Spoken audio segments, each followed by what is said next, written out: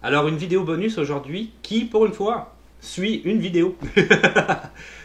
Qui suit la vidéo de la loi numéro 9, donc nouvelle loi sur l'immigration, notre vidéo bonus. C'est-à-dire qu'on va un petit peu actualiser, je vais un petit peu actualiser, je suis tout seul hein, finalement, ce qui se passe par rapport à ça.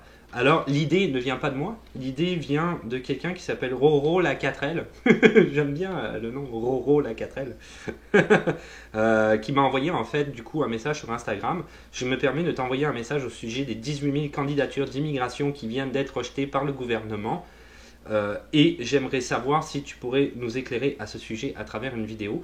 Donc merci Roro, oui ça va être fait immédiatement, on va en parler tout de suite. Si tu sais pas c'est quoi la loi numéro 9, c'est sûr que je vais en parler brièvement quand même dans cette vidéo là, mais je te renvoie à la vidéo précédente où tu pourras regarder en détail c'était quoi la polémique à ce sujet là. Pour les 18 000 dossiers, qu'est-ce qui se passe? C'est parce que dans la vidéo, dans la vidéo sur la loi numéro 9, j'avais expliqué on va se remémorer un peu rapidement, qu'il y avait 18 000 dossiers qui n'étaient pas traités par le gouvernement provincial et que le gouvernement provincial, qui est donc la CAQ, M. Legault, qui est en ce moment au pouvoir, avait dit qu'avec sa loi numéro 9, il allait directement les annuler. Ce à quoi il y avait eu une injonction de 250 avocats contre le gouvernement afin de l'obliger à traiter ces dossiers. Donc évidemment, ces 18 000 dossiers venaient de l'époque des libéraux du gouvernement précédent qui ne pouvaient pas les traiter par manque de personnel. Hein. Donc eux, ils avaient dit, tant qu'à faire, vu qu'ils sont déjà en attente, on va carrément les annuler. Et la Cour suprême du Québec, donc ces 250 avocats, avaient dit non, on va te forcer à les traiter parce que tu ne peux pas annuler des dossiers pour un projet de loi qui n'est pas encore passé. Donc, ils voulaient les forcer. Alors, ce qui s'est passé dans les faits par rapport à ça, c'est que le gouvernement a laissé traîner. Oui, ils ont eu cette injonction-là de la part de la Cour supérieure. Oui, ils étaient obligés de les traiter. Mais ils ont joué la carte malin un petit peu. Ils ont dit, on va faire traîner ça, on va les traiter, on va faire traîner ça, il n'y a pas de problème. Donc, ils ont fait traîner ça. Et il y a à peu près 2 semaines, ils ont décidé de faire passer 2 lois à l'Assemblée nationale en mettant ce qu'on appelle un bâillon. Ça veut dire... c'est constitutionnel et ça veut dire, je pense que c'était l'article 23, l'article 4.3, 23, je ne sais plus en France, je ne sais plus exactement, tu sais de quoi je parle brièvement, si tu sais à quoi je fais référence, c'est clair, 43, 4.3, bref, qui a dit, on va passer une loi sans l'accord de l'Assemblée, on s'en fout. Donc, c'est-à-dire qu'on impose la loi. Donc ici, c'est ça qu'ils ont fait, ils ont dit, ça fait des mois qu'on en discute, c'est assez, la loi on veut qu'elle passe et elle va passer maintenant. Donc on met un bâillon, c'est-à-dire qu'on s'en fout de vos votes, elle passe quand même. 2 lois sont passées, loi sur la laïcité et malheureusement le projet, je dis malheureusement parce que je suis contre cette loi, le projet de la loi numéro 9. Évidemment, première affaire qui est passée quand le projet de la loi numéro 9 s'est avéré effectif il y a 2 semaines, Simon Jolin Barrette, ministre de l'immigration pour la province du Québec, a décidé d'annuler les 18 000 dossiers en attente à effet immédiat, avec comme excuse que le profil des candidats ne correspondait pas aux nouvelles lois, naturellement, c'est ce qu'il disait depuis le début. Alors, qu'est-ce qui se passe par rapport à ces 18 000 dossiers-là? Ces 18 000 dossiers-là vont se baser sur la nouvelle loi, comme je l'ai dit. La nouvelle loi, c'est quoi? C'est quelque chose qui, selon eux, se place entre la correspondance de tes habiletés professionnelles à toi et le marché du travail québécois. De quoi j'ai besoin? Et du coup, je vais regarder les dossiers qui sont en attente et je vais prendre les gens dont j'ai besoin pour remplir le marché du travail. Ok?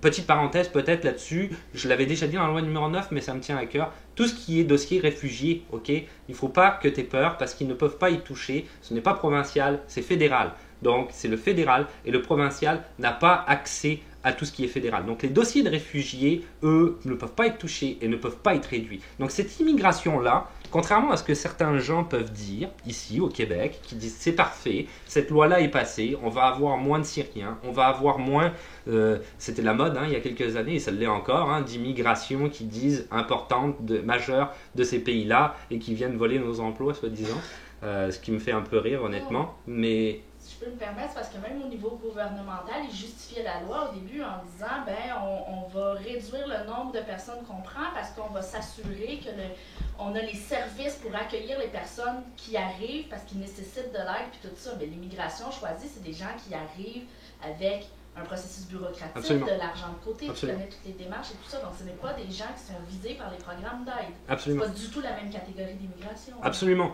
Donc c'est sûr, j'espère que tu as bien entendu, mais je pense que mon micro est assez fort. Donc c'est sûr que de toute façon, ça ne touche pas les réfugiés. Donc il y a un mélange complet au niveau des gens, et peut-être, j'imagine, du gouvernement aussi, je ne sais pas, ou en tout cas c'est une excuse qu'ils prennent, c'est certain. Ils mélangent deux choses qui n'ont rien à voir les unes avec les autres. L'immigration choisie, comme disait ma conjointe, et les réfugiés sont des choses différentes. Et les réfugiés, il y en aura toujours, et le chiffre ne baissera pas, quoi qu'il arrive, puisque c'est fédéral.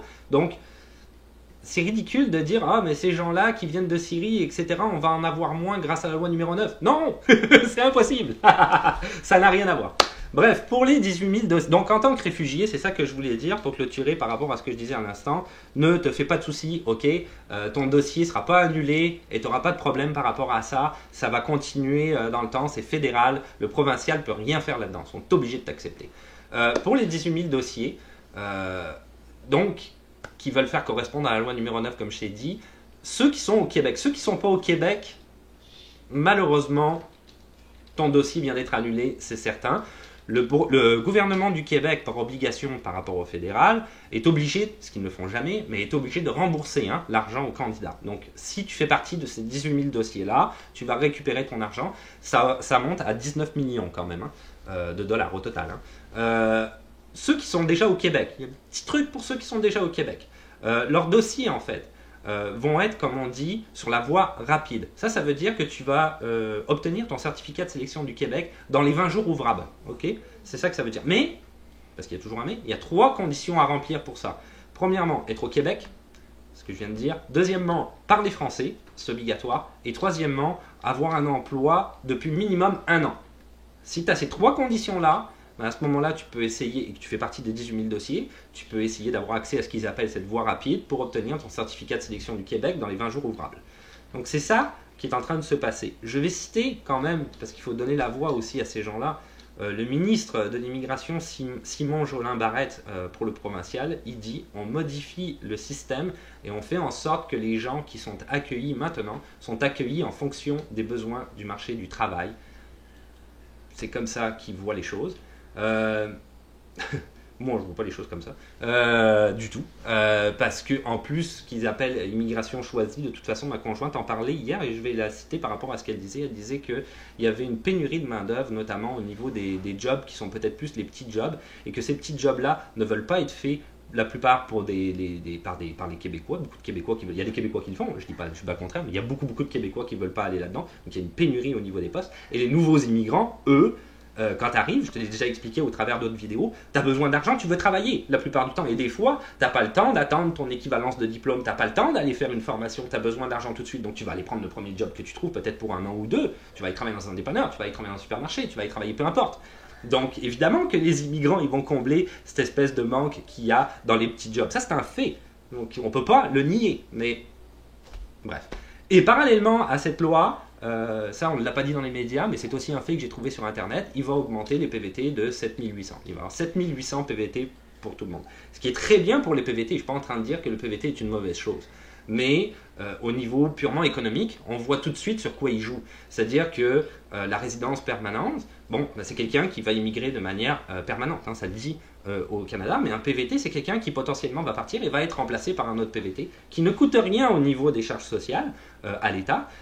Et comme je le disais, tu payes taxes et impôts, tu en récupères une partie que tu ne récupères pas. Donc c'est tout bénéfice pour le gouvernement qui va avoir une main-d'œuvre à court terme, on va dire, des gens qui sont ici, qui ne sont pas sur le régime de l'assurance maladie du Québec, qui ne coûtent pas grand-chose à l'État, encore une fois, et qui quand même fait gagner de l'argent au gouvernement. Donc, est-ce que ça va répondre à la pénurie de main-d'œuvre, ce genre d'attitude? Est-ce que ça va répondre au fait qu'on va avoir moins, comme ils disent certains, d'extrême droite que je déteste ici au Québec, des gens qui viennent de pays, où la pauvreté, où la guerre sont des facteurs qui sont énormes? Pourquoi tu restes Personne ne veut quitter son pays de manière volontaire, hein, on s'entend. Hein. Moi, je sais pas.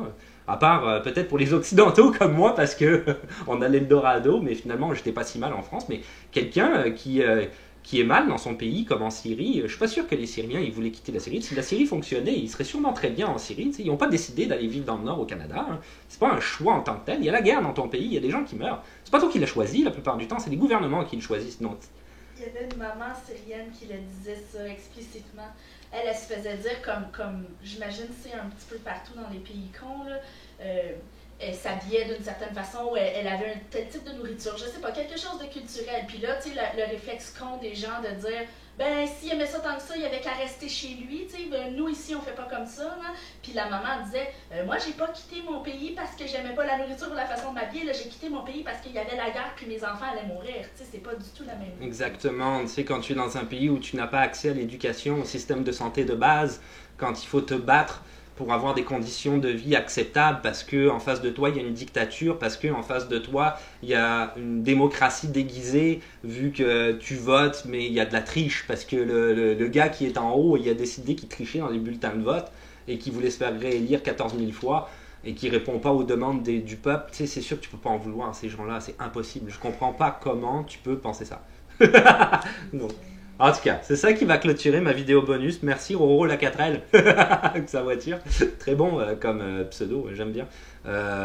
Sur une pointe peut-être plus humoristique par rapport à tout ce que je viens de dire. C'est ça qui clôture ma vidéo sur bonus sur les 18 000 dossiers qui ont été annulés. Je suis désolé si tu fais partie de ces gens-là. Voilà, si tu fais partie de ces gens-là, comme je t'ai dit, si t'es au Québec, t'as peut-être des chances. Si t'es pas au Québec, t'as aucune chance, malheureusement.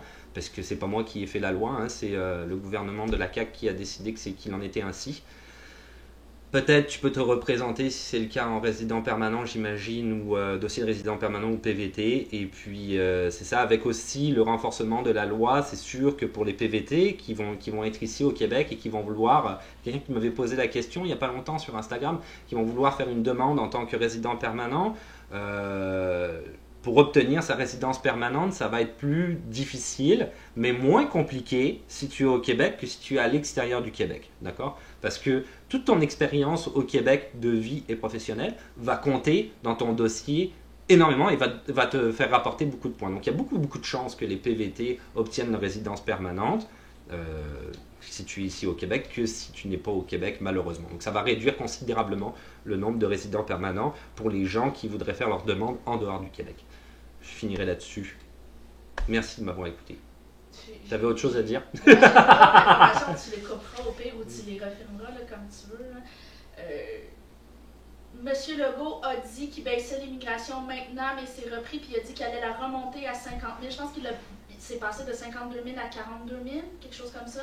Il va la remonter à 50 000 d'ici un an ou deux. L'immigration économique, qu'il appelle l'immigration choisie. En expliquant que l'immigration au Québec, c'était 60% d'immigration choisie, 40% d'immigration humanitaire, qui, elle, relève du fédéral. Ça compte les personnes réfugiées, le rapprochement familial, toutes ces choses-là.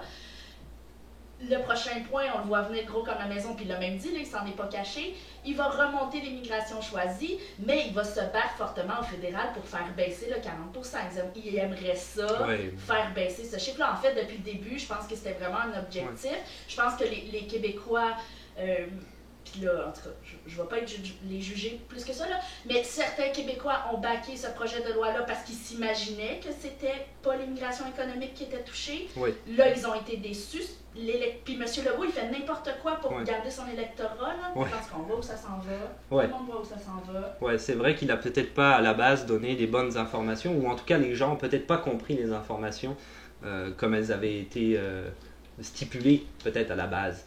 Par rapport au fait de l'immigration choisie et des réfugiés. Mais je suis désolé, monsieur Legault, mais tu vas te cogner au fédéral, quoi. Parce que les réfugiés, en tout cas, je sais que Justin Trudeau, qui est le premier ministre du fédéral, je vais finir là-dessus, là, parce que ça finit plus, mais qui lui est quand même quelqu'un de beaucoup plus ouvert là-dessus. Il l'a dit à maintes reprises qu'il ne pouvait pas toucher aux réfugiés et qu'il ne toucherait pas aux réfugiés. Il l'a dit plusieurs fois, dans les médias, Justin Trudeau. Donc, à un moment donné, où ta fierté de Canadien? C'est notre seule fierté, c'est qu'on est ouvert à la diversité et tout ça. T'sais, pourquoi tu veux en dessous? Canada égale diversité culturelle, on finira là-dessus, c'est une belle note.